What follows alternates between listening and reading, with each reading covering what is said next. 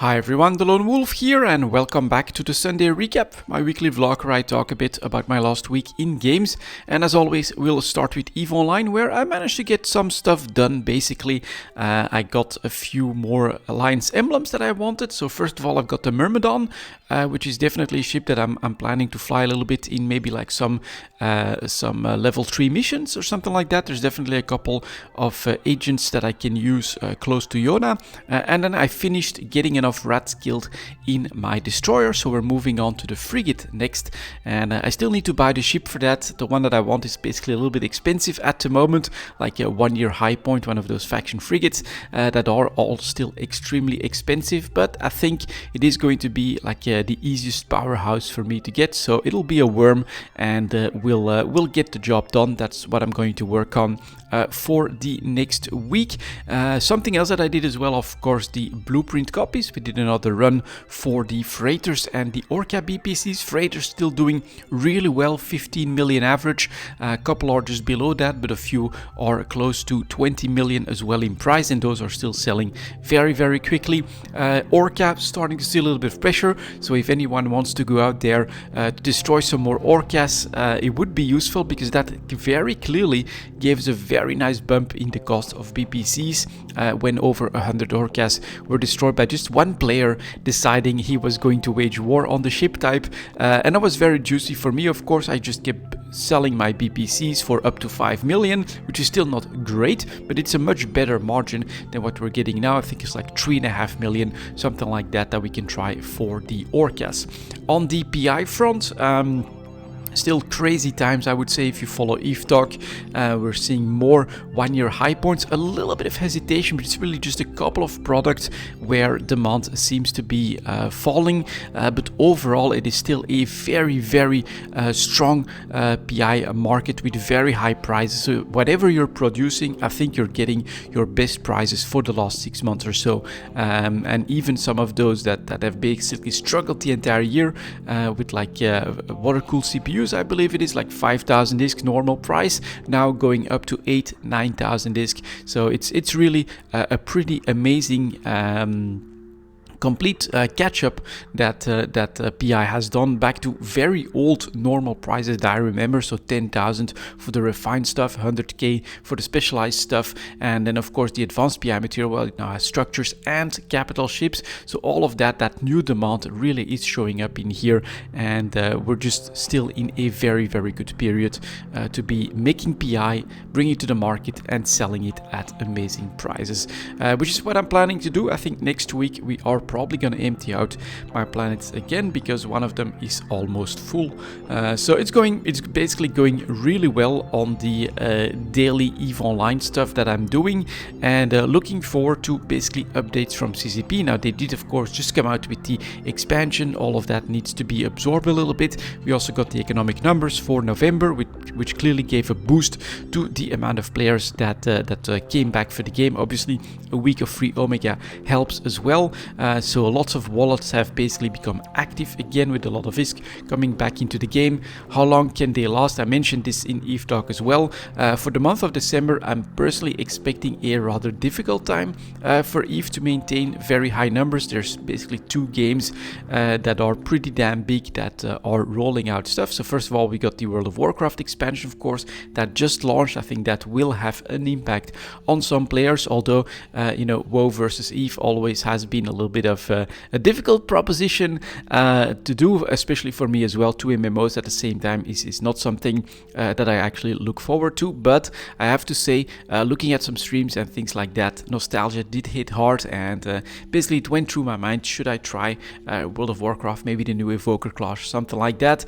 It's not on the books right now because, well, there's something else that's coming next week, which is another League for Path of Exile, obviously completely free to play there, so that is a very low threshold to get into. Those are super popular, and I have to say that new League, it is looking like something very, very interesting. Basically a roguelike game for you to play through as the League mechanic, with big nerfs to the difficulty of some of those rare monsters. So that system is getting changed as well, which was a little bit of a problem because sometimes you just got one shot out of nowhere, or they were impossible to kill. There were definitely a lot of problems with that system, and so I think a lot of people are looking forward to the next league and will basically give that a try on launch as well. It'll almost be half September before most people there decide they've had it with that league. Even if it is not a great league, then I think up to a week is easy to do. So December will be a tough month, and I'm definitely planning to do the Path of Exile stuff as well. But then hopefully early 2023, CCP is planning to come out with that new content with the Allegiance system, and for me that is basically what I'm looking forward to as well. So we get stuff on the horizon, and I'm basically looking forward to any information that CCP gives about the updates that they're planning for next year for EVE Online. And that gave me some time for another game as I'm waiting for the Path of Exile leak, and I decided to go back for some Space Engineers, where I had, well, an old idea but with a new setup. So I'm once again trying to build basically a Borg cube, so a cube-like vessel with the internal engines, but I really decided to push the individual blocks to become as small as possible, and so I came out with a 6x6 frame with a 4x4 internal block, and that actually is as small as you can get to still get internal engines for the hydrogen engines. It turns out that they have a 2-block damage range underneath the thruster. Then you need 1 block for the thruster itself, and then you need 1 more block in order to get the conveyor system to bring in the hydrogen so that everything can go up and running. So in my previous attempts to make this type of ship, what I always went for was for basically a full engine block that would give thrust in all directions, so up, down, left, right, and then front and forward. Now I have individual blocks that take over that function, so I can get a full block on one side, or I can actually combine 2 sides in a single block. And obviously we get a couple of extra upwards thrusters just so that we can take off and make it into space, which I haven't done just yet, but I think it's all looking really good. And I first started with basically a 3x3 if you count those 6x6s as individual blocks. It does get quite mathematical, but that's of course the nature of Space Engineers. That one is basically completely enclosed and can run indefinitely all by itself. I just need to fully close up the front entrance, and then we've got something that's pretty safe. It has the drill, it has the refinery, it has the assembler.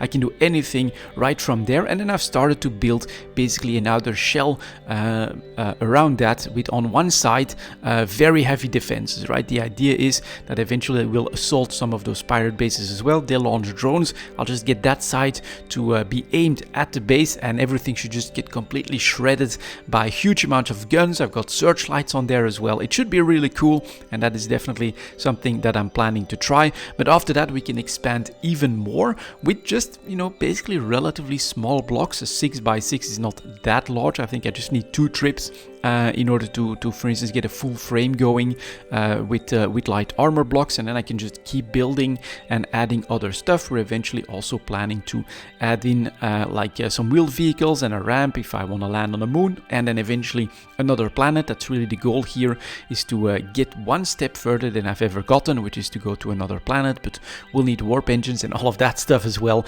So there's still a lot of work to do, but I'm very happy with this attempt, and basically it's not such a daunting task to want to add another layer to this cube, whereas before it was truly massive, because just one of those engine blocks was like 6 times 9 thrusters. Here it's just 12 thrusters, and 4x4 it's just 16 thrusters, and we're good. We get another one, another block done, and then we can decide on whatever we want to do with the rest. But yeah, it was a little bit more Space Engineers all in one, of course, one base, everything in a single ship, one mobile base, but it's going really well, and I've enjoyed my time just getting that up and running. Planning to basically do a little bit more, get the outer shell a little bit stronger as well, and then we'll go attack those bloody pirates. And after that, from there I think I should have all the resources to get better weapons and everything, and then we'll go out into space and explore the game there as well. That's the long-term plan, because of course I'm planning to do a little bit more for this week, but then next week it is Path of Exile, the new league will launch, and that will get my second focus next to EVE Online as well, and I've got a couple characters planned there, so lots of stuff to do. Looking forward to everything, including CCP of course, coming out with news on the development for EVE Online. But that was my last week in games, guys. Thank you very much for watching, and as always, I'll see you next time.